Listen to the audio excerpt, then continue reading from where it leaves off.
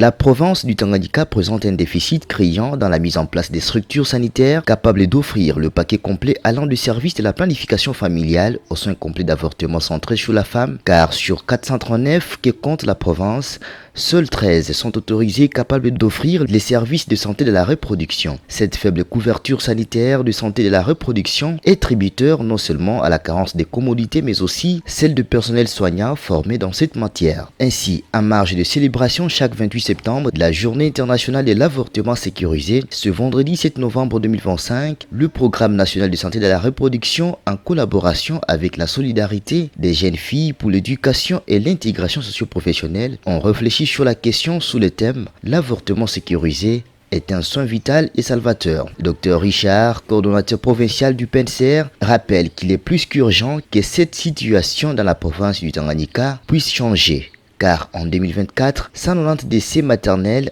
ont été enregistrés, alors qu'en 2025, 142 décès. Zawadi Nawenga, directrice exécutive de l'ONG Sojifep, initiatrice des dits budgétaires dans le cadre de la campagne Tanganyika finance la vie, appelant la province à allouer une ligne budgétaire pour l'achat des contraceptifs afin de rompre avec la rupture des commodités, question de sauver des vies de femmes et jeunes filles victimes de grossesses non désirées, avortements non sécurisés et mortalité infantile par la planification familiale, a rappelé lors de cette journée tenue à l'hôtel Cham l'importance du protocole de Maputo, gage des droits pour la santé sexuelle et reproductive. Je veux dire que c'est une journée importante pour le droit de la femme parce que le protocole de Maputo, à son article 14, démontre les droits de la femme en termes de l'avortement. On a remarqué qu'il y a vraiment des avortements non sécurisés, clandestins qui se passent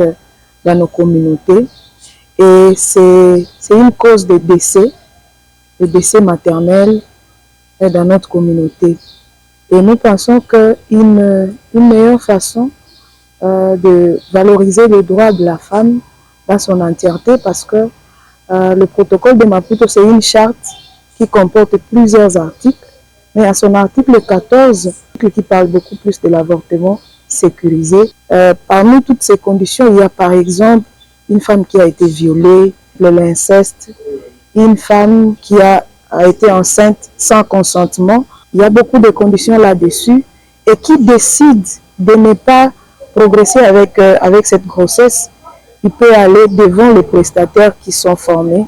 et demander un avortement médicalisé pour sa santé et pour son développement. Rappelons tout de même que cette activité qui s'est veut multisectorielle a réuni plusieurs acteurs œuvrant dans les secteurs allant du Programme national de santé de la reproduction, celui de l'adolescent, du réseau des journalistes pour la santé sexuelle et reproductive, la police nationale congolaise, de la société civile, des ONG féministes, le bailleur de fonds Marie Stop International, ainsi que des délégués de confessions religieuses dont le catholique, musulman et protestant.